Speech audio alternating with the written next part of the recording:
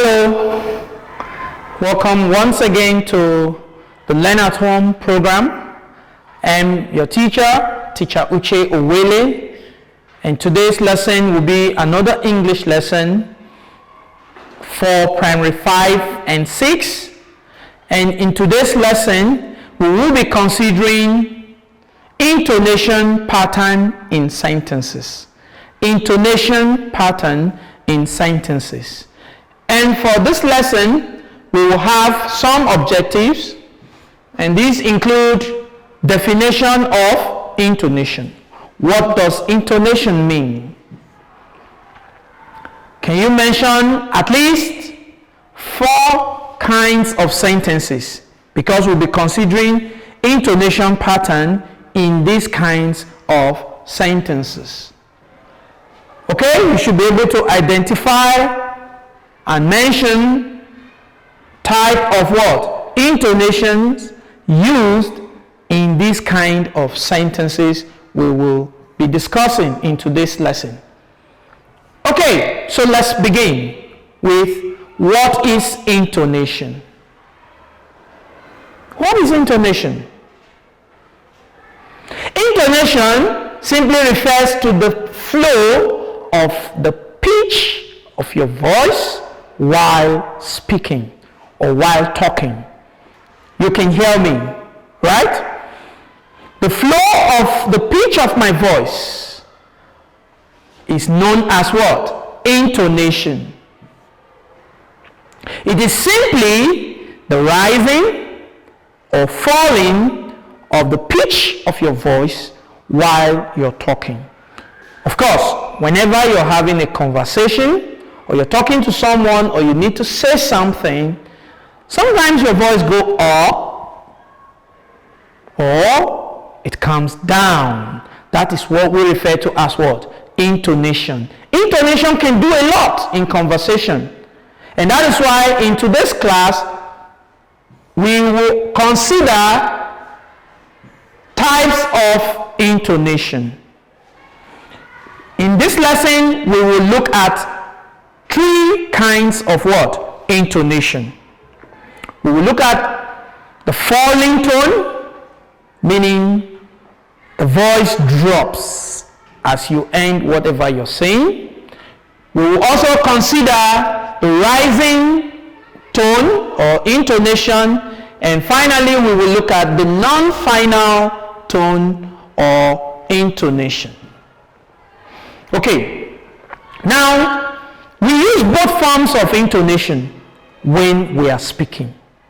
Obviously, your voice will rise sometimes, other times your voice will fall. But for today's lesson, I want you to listen very carefully and take note of what we'll be talking about today. So while we talk, our voice falls, depending on what we're saying, and our voice could also rise while we are talking. We refer to that as what? Intonation. Okay? So we will consider some kinds of sentences and how intonations are used in them.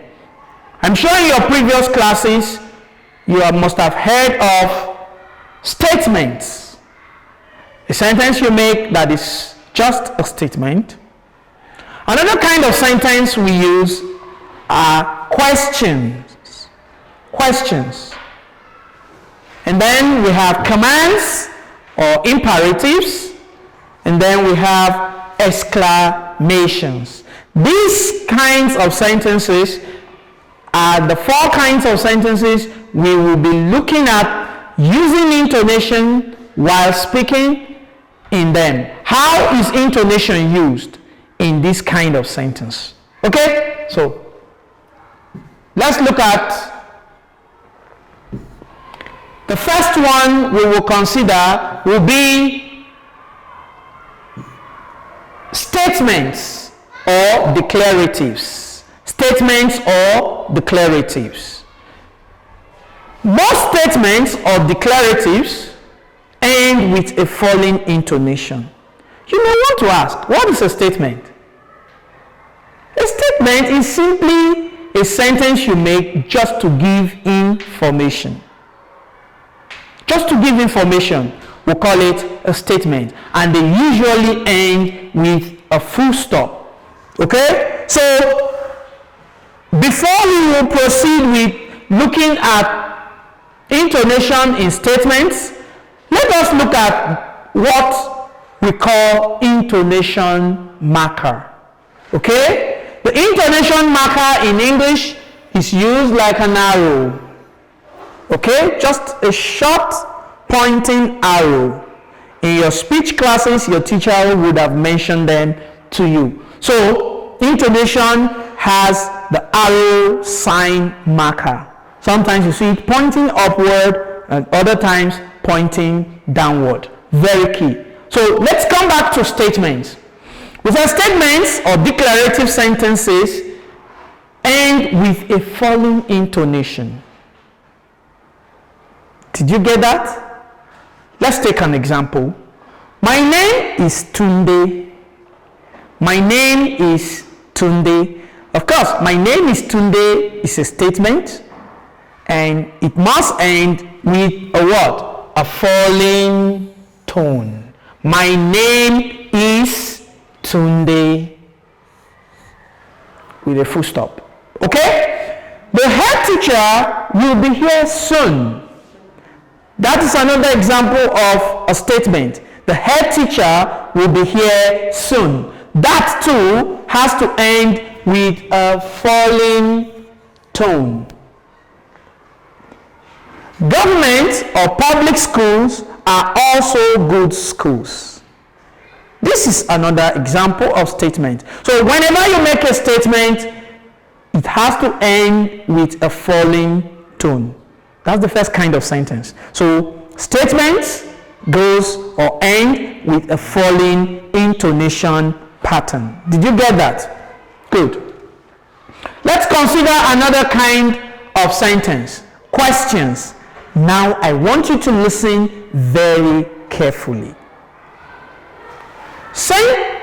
Sentences that are question, we have different kinds of question. But those that begin with the WH questions, WH question has to end with a falling tone. You remember WH? Words that has WH.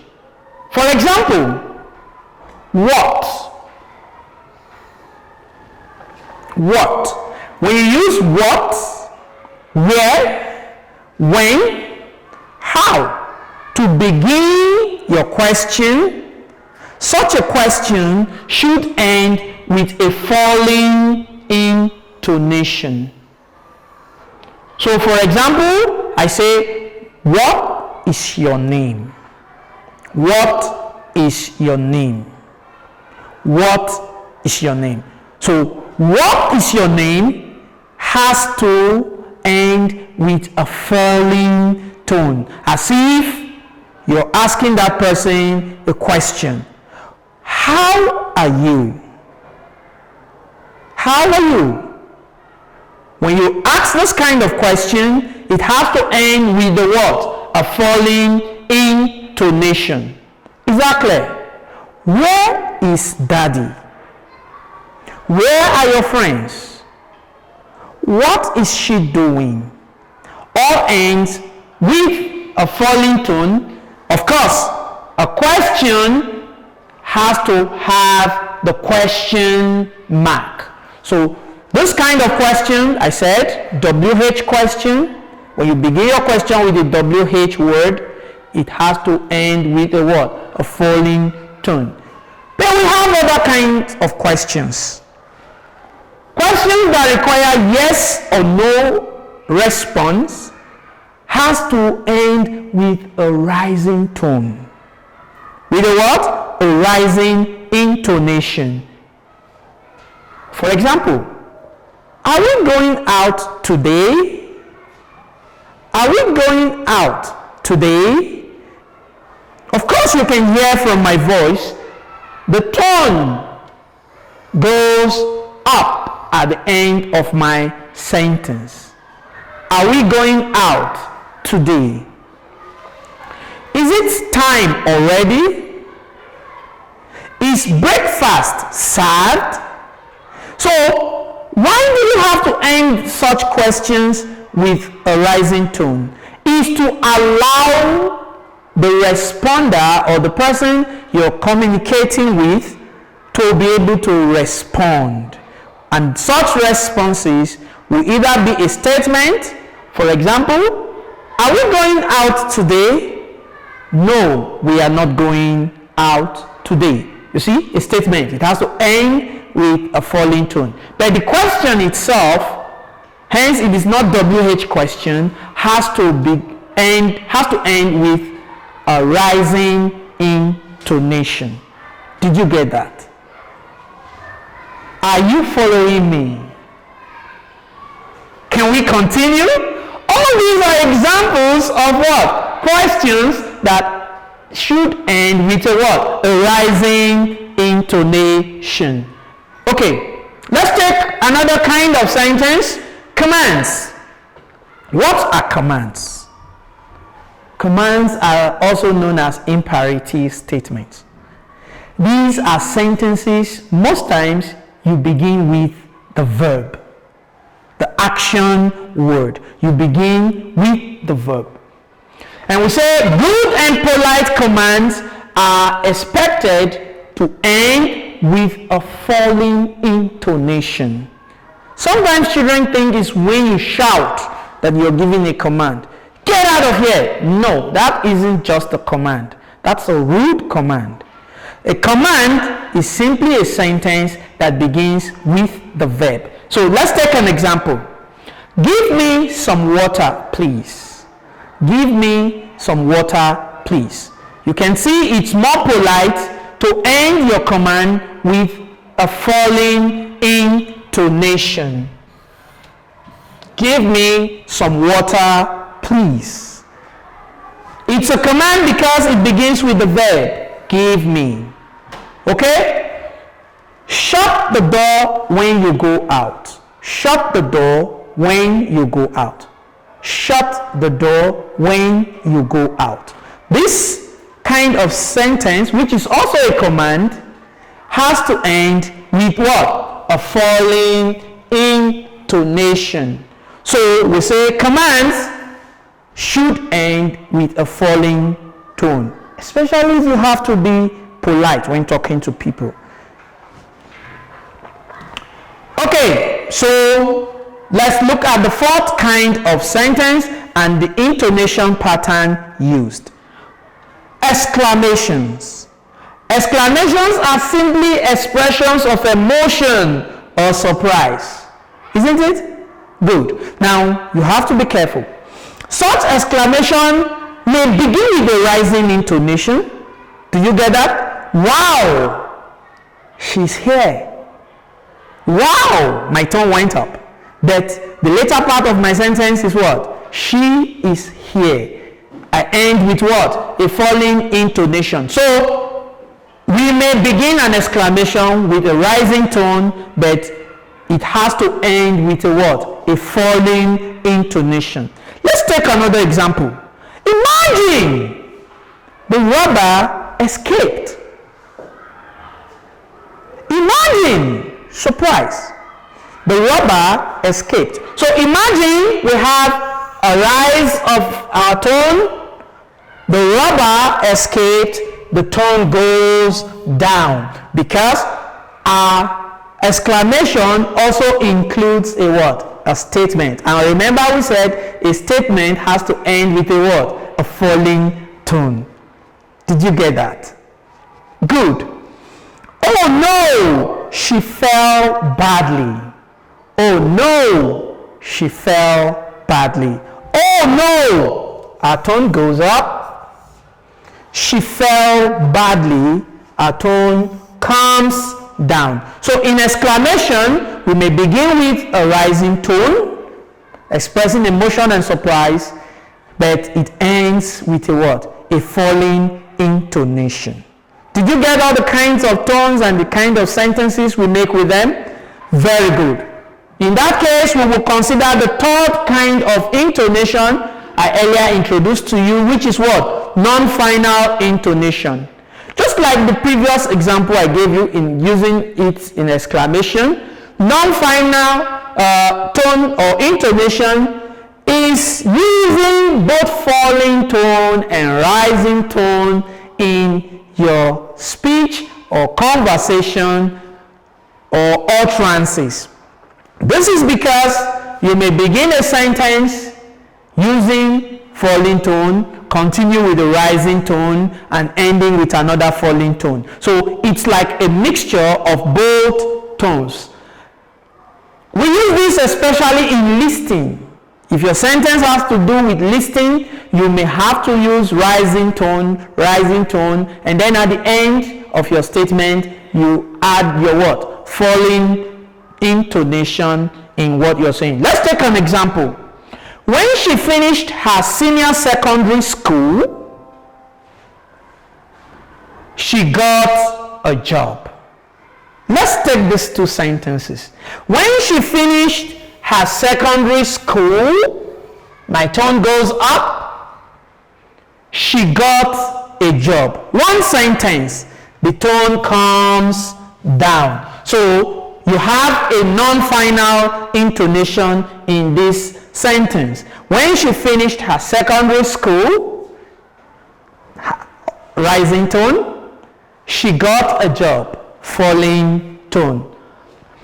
Let me give you another example. If you study hard, you will pass the test. If you study hard, rising tone, you will pass the test, a falling tone. So using this kind of intonation pattern, we refer to it as what? Non-final tone or intonation in your sentences. I'm sure you got that.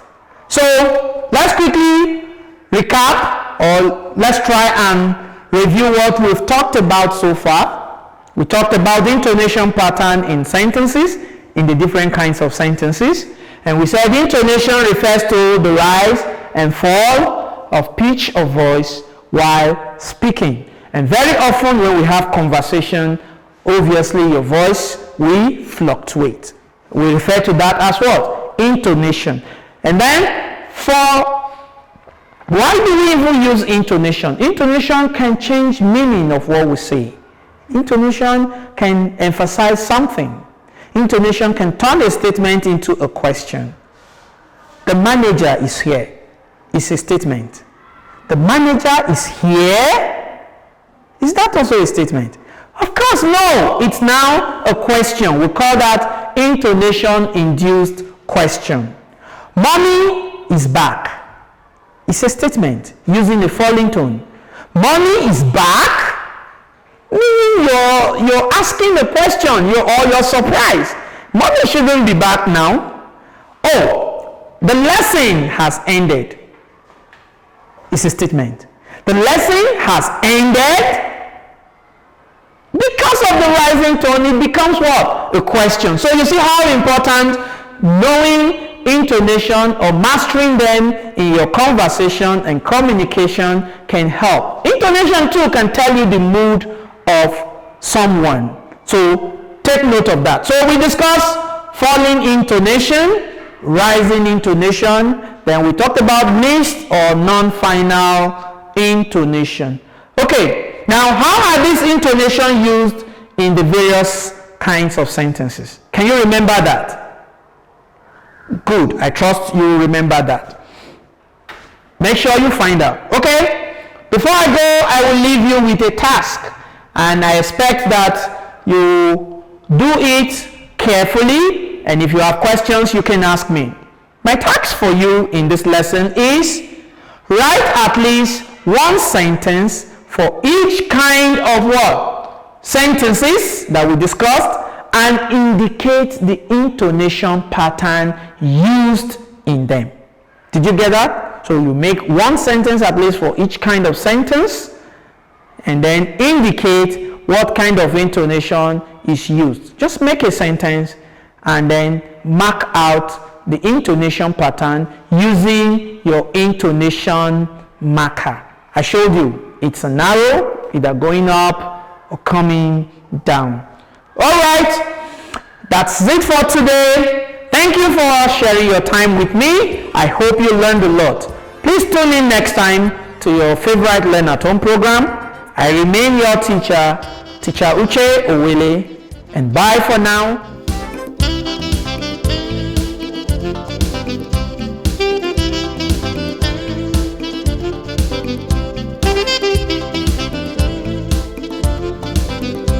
Thank you.